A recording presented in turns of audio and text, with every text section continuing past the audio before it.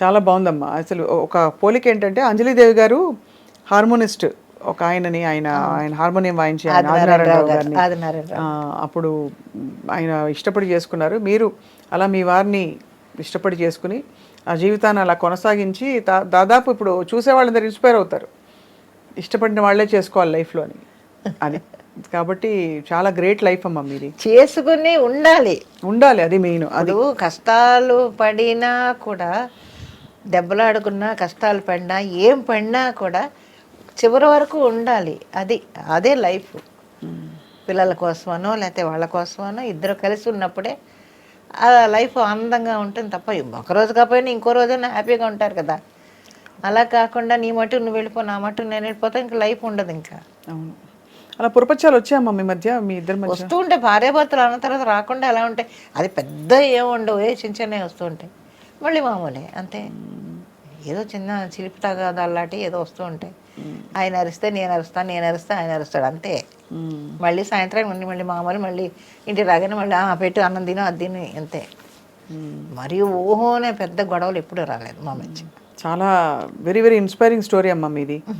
అంటే కొన్ని ఇంటర్వ్యూస్లో చూసాం, కానీ ఇలా డైరెక్ట్గా కలిసి మాట్లాడితేనే అసలు ఏమిటో అర్థమవుతుంది. ఏంటి జానకమ్మ ఇంత క్వైట్గా ఉంటారు ఎప్పుడు అని. ఎక్కువ ఏమీ మిమ్మల్ని కాంట్రవర్సీస్లో చూడలేదు, వివాదాల్లో ఇరుక్కోరు ఎప్పుడు, మీ పాటికి మీరు ఉంటారు, అంతే. అంతే. మళ్ళీ అంటూ జన్మ ఉంటే మీరు మిలిటరీ వాళ్ళనే చేసుకుంటారా, సినిమాల్లోనే నటిస్తారా, జానకమ్మగానే పుడతారా? ఏమో మనం ఏం చెప్తామమ్మా, మీ కోరిక ఏమో. నాకు అసలు కోరిక 7 జన్మలు అంటారు కదమ్మా, మీ వారిని మళ్ళీ మీరు పెళ్లి చేసుకుంటారా? ఇది సూటిగా చెప్పండి. కానీ ఒకటి అది మాత్రం నిజం, ఆయన ఎప్పుడూ కూడా భర్త అనేవాడు ఎంత ప్రేమించేవాడో ఆ ప్రేమను పొందిన వాళ్ళకే తెలుసు డెఫినెట్గా. అది మాత్రం నిజం. మా ఆయన నన్ను చాలా ప్రేమగా చూసేవాడు. అంటే ఏంటి ఫర్ ఎగ్జాంపుల్? అంటే రాగానే మీకు అలా అని కాదు, ప్రేమ అనేది దాన్ని ఎలాగా చెప్పాలి అనేది తెలీదు.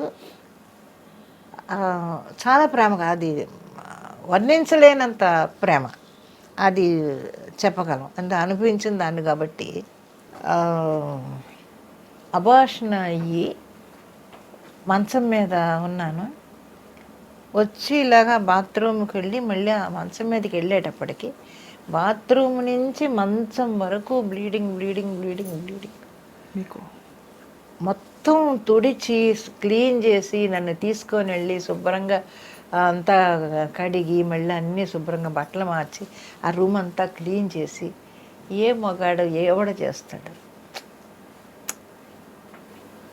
అలా? అవన్నీ మరి కళ్ళతో చూసినప్పుడు మనకి ఏమనిపిస్తుంటుంది, అవన్నీ చేసేవాడు. ఇప్పటికీ పడుకుంటే చనిపోయినా కూడా నాకు అది కళ నిజమా అని అనిపిస్తూ ఉంటుంది. ఎప్పుడైనా బద్దకించి అలా పడుకుంటే చెల్లుని పాదం మీద ఇలా కొడతాడు, ఏ షూటింగ్ ఉందే ఇంకా పడుకున్నావేంటి అంటాడు. ఆ వాయిస్ నాకు వినిపిస్తూ ఉంటుంది ఇప్పటికి స్టిల్. ఏంటి షూటింగ్ ఉంది ఇంకా పడుకున్నావేంటి లే అంటాడు. అప్పుడు గబుక్కుని లేదు చూస్తాను అసలు నేను ఎక్కడ ఉన్నానా అని. అలాంటివి చాలా జరుగుతుంటాయి నాకు. సిగరెట్ కాల్చేవాడు, ఎప్పుడైనా నా రూమ్లో సిగరెట్ వాసన వస్తుంటుంది ఇప్పటికీ. సిగరెట్ వాసన ఎక్కడ వస్తుందబ్బా అనుకుంటాను నేను. ఓహో నువ్వు ఇక్కడే ఉన్నావు, ఇలాగే మాట్లాడతాను, ఏంటి నువ్వు ఇక్కడే ఉన్నావా నువ్వు అంటుంటాను నేను. అలాంటి ఇన్సిడెంట్స్ కొన్ని జరుగుతూ ఉంటాయి. అవును, అలాంటివన్నీ చేసేవాడు. జీవితంలో చాలా ఇదిగా ఉండేవాడు ఆయన. మా ఆయన ఎవరికన్నా పెట్టడంలో కానీ, మనకి లేకపోయినా ఇతరులకి పెట్టేవాడు. అవన్నీ చేసి ఆ గుణం ఎలా వస్తుందో మరి పెట్టేవాడు, అందరికీ పెట్టేవాడు.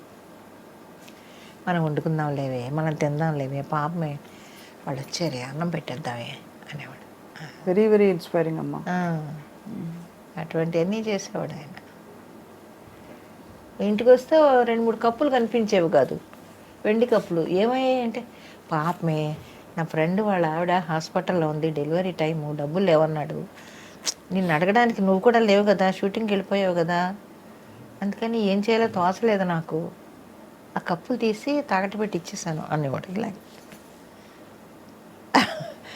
ఇటువంటివన్నీ చేసేవాడు. అప్పుడంటే వెండి ఇచ్చేవాళ్ళు, ఇప్పుడు వెండి కాదు చెక్క ముక్కలు ఇస్తున్నారు. అంతే కదా, కరెక్ట్. అమ్మా ఇంతకీ సార్ పేరు? జాన్ బాబు. వాళ్ళ వైపు చుట్టాలందరూ ఎక్కడ ఉన్నారమ్మా ఇప్పుడు? చాలామంది పోయారు, ఎవరు లేరు. వాళ్ళ మగ నాన్న ఎవరు లేరు. పెద్దాపురమే, ఆయనది పెద్దాపురమే, మా ఊరు పెద్దాపురమే, ఇద్దరిది ఒకటే ఊరు. తప్పకుండా. అయితే మీరిద్దరూ అంటే మరి మీకు పునర్జన్మ ఉంటుందో లేదో నాకు తెలియదు, కానీ తప్పకుండా మళ్ళీ అంటూ ఎక్కడో మీరు సార్ కలుసుకుంటారు తప్పకుండా. ఇంత మీరు చెప్పిన మీ ఆత్మ ఎంత నిజాయితీగా ఓపెన్గా చెప్పిందో ఖచ్చితంగా అలాగే అనిపిస్తుందమ్మా. మీరు నమ్ముకుని వచ్చినందుకు ఆయన నిభాయించారు, మీరు నిలబడ్డారు. అవును. మిమ్మల్ని మాత్రం మేము ఎప్పుడు తెర మీద అలా చూస్తూ ఉండాలి, ఇలాగే కళకళలాడుతూ ఉండాలి మీరు ఎప్పుడు. ఈసారి మేము భోజనానికి వచ్చినప్పుడు మీ రెసిపీలు అవి మరిన్ని తీసుకుని తప్పకుండా రండి. నా రూము, ఇల్లు కాదు అది, రూము వాటెవర్, మీరు ఎక్కడ ఉంటే అదే ఇల్లు. అదే అదే మీ కాబట్టి ఈసారి మేము వస్తాం. మీ షీల్డ్స్ అన్నీ కూడా చెన్నై వచ్చినప్పుడు ఒకసారి అన్ని ఫోటోలు తీసుకుంటాం మేము జ్ఞాపకంగా. జానకమ్మ గారు, డబ్బింగ్ జానకి గారు, మీకు సాదరంగా నమస్కారాలు. Thank you so much.